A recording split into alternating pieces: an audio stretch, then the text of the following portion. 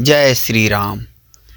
एक ऐसी निरपराध स्त्री की कथा जिसे कष्ट और श्राप मुक्त करने के लिए भगवान को भी करना पड़ा अपने युगों के क्रम में परिवर्तन और लेना पड़ा श्री राम अवतार। अहिल्या की कथा है। ब्रह्मा जी ने अपने तपोबल से एक अत्यंत रूपमती स्त्री की रचना की। उसका नाम ब्रह्मा जी ने अहिल्या, जिसमें कोई भी हिल्य कमी ना हो, रखा। अहिल्या का रूप इतना सुंदर था कि उसके आगे स्वर्ग की सभी अप्सराएं भी कुछ नहीं थी। उसे देखकर हर कोई मोहित हो जाए। सभी देव उससे विवाह करने को आतुर थे। देवराज इंद्र की इच्छा थी कि वह रूपवान स्त्री अहिल्या उनके देवलोक की अप्सरा बने।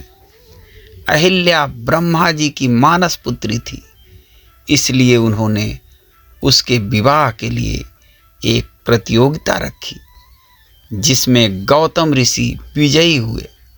अतः ब्रह्मा जी ने विधिवत अहिल्या का विवाह ऋषि गौतम से कर दिया। अहिल्या एक पतिव्रता स्त्री थी। वह गौतम ऋषि के साथ उनके आश्रम में अपना जीवन ऋषि सेवा में व्यतीत करने लगी। देवराज इंद्र अहिल्या के रूप पर इतना अधिक मोहित थे कि उन्होंने चंद्रदेव के साथ मिलकर एक कुटिल योजना बना डाली।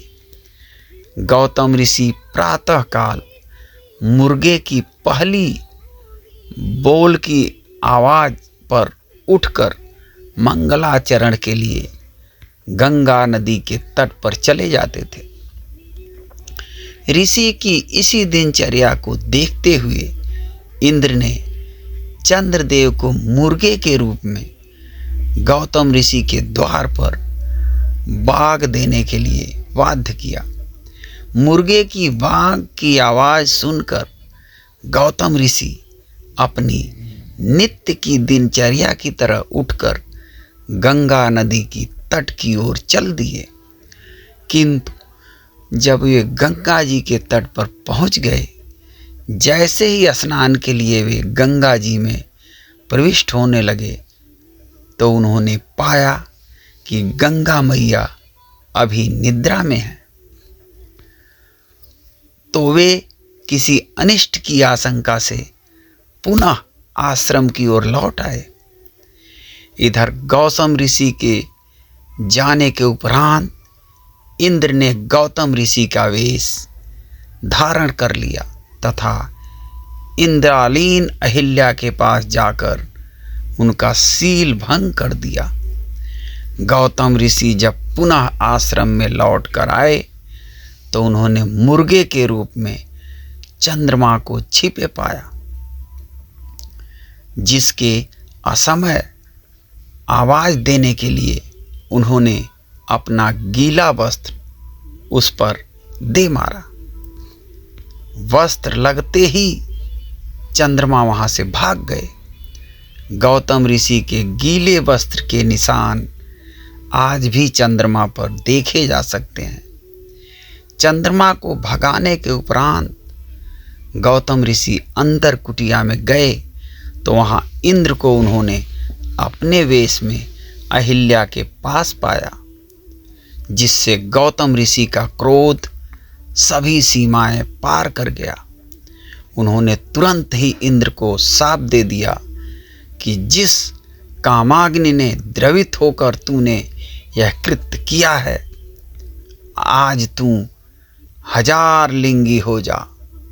आज के बाद यह कार्य तू कभी नहीं कर सकेगा, और देवराज होने के बाद भी कहीं तेरी पूजा ना होगी। निद्रा से जाग चुकी अहिल्या को भी अपने साथ हुए छल का आभास हो गया। वह क्षमा याचना के लिए गौतम ऋषि के चरणों में गिर पड़ी, किंतु गौतम ऋषि का क्रोध शांत नहीं हुआ था। उन्होंने अहिल्या को भी क्षमा नहीं किया। उन्होंने अहिल्या से कहा, तूने एक स्त्री होते हुए भी इंद्र के साथ सहयोग कर एक पाषाण पत्थर रूपी कृत्य किया। ऋषि के रूप में इंद्र को न पहचान पाने का अपराध, तो तू भी अभी से पाषाण रूप हो जा। अहिल्या निरपराध होते हुए भी उसी समय और उसी मुद्रा में एक पत्थर के रूप में परिवर्तित हो गई। इंद्र के इस अत्यंत अशोभनीय कृत्य ने पूरे देवलोक को हिलाकर रख दिया। सभी देवताओं को अहिल्या के साथ हुए इस अनैतिक कार्य पर शर्मिंदगी हुई और सभी देव गौतम ऋषि के पास आकर निरपराध अहिल्या को क्षमा करने की विनती करने लगे। ऋषि का दिया शाप वापस तो नहीं हो सकता, किंतु जब गौतम ऋषि को क्रोध शांत हुआ तो उन्होंने इस शाप से मुक्ति होने का उपाय देवताओं को बताया। अहिल्या जल्द से जल्द शाप मुक्त हो और गौतम ऋषि द्वारा बताए गए शाप के निवारण के लिए सभी देव एकजुट हो भगवान विष्णु के पास गए और उन्हें पूरी व्यथा कह सुनाई तथा भगवान विष्णु से अहिल्या के उद्धार की प्रार्थना की। त्रेता युग में भगवान विष्णु ने मर्यादा पुरुषोत्तम श्री राम के रूप में अवतार लिया। महर्षि विश्वामित्र ताड़का नामक राक्षसी के वध के लिए अयोध्या से श्री राम एवं लक्ष्मण जी को साथ ले गए थे। ताड़का के वध के उपरांत जब वे यज्ञ के लिए आश्रम की ओर प्रस्थान कर रहे थे तो रास्ते में एक सुनसान पड़े आश्रम पर प्रभु श्री राम की दृष्टि पड़ी, जिसके बारे में उन्होंने महर्षि से जानना चाहा। तो महर्षि ने बताया कि यह ऋषि गौतम का आश्रम है तथा अहिल्या के साथ हुई घटना का पूरा वृतांत भी बताया तथा अहिल्या के उद्धार के लिए बताए गए उपाय का भी वर्णन किया कि गौतम ऋषि ने अहिल्या के उद्धार का उपाय यह बताया था कि जब भगवान विष्णु स्वयं मर्यादा पुरुषोत्तम के रूप में आकर तुम्हें स्पर्श करेंगे तब तुम इस शाप से मुक्त होकर उनके पास पुनः आ सकोगी तथा तभी 1000 लिंगी इंद्र भी 1000 नेत्री हो जाएगा, 1000 नेत्री हो जाएंगे। सारा वृतांत सुनाने के उपरांत महर्षि ने प्रभु श्री राम से निरपराध कष्ट भोग रही अहिल्या को स्पर्श कर उसका उद्धार करने को कहा। प्रभु श्री राम के स्पर्श मात्र से ही अहिल्या पुनः स्त्री रूप में आ गई तथा प्रभु श्री राम को प्रणाम कर देवलोक में ऋषि गौतम के पास चली गई। तभी उसी समय 1000 लिंगी इंद्र भी 1000 नेत्री हो गए। इंद्र को सहस्त्र नेत्री भी कहा जाता है।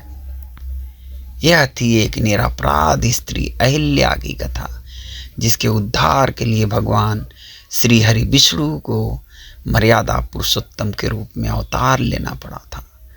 भगवान श्री राम के अवतार के अनेक कारणों में से अहिल्या उद्धार भी एक प्रमुख कारण था।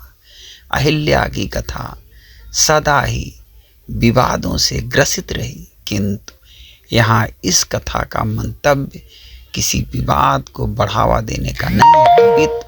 मंतव्य सिर्फ यह है कि अपराध चाहे इंद्र का हो या ऋषि गौतम के क्रोध का, किंतु सजा मिली निरपराध स्त्री अहिल्या को युगों तक पाषाण बनकर रहने की, जिसका निवारण करने के लिए स्वयं भगवान विष्णु को युगों के चक्र में परिवर्तन करके त्रेता युग में मर्यादा पुरुषोत्तम श्री राम का अवतार लेना पड़ा। जय श्री राम, जय श्री राम, जय श्री।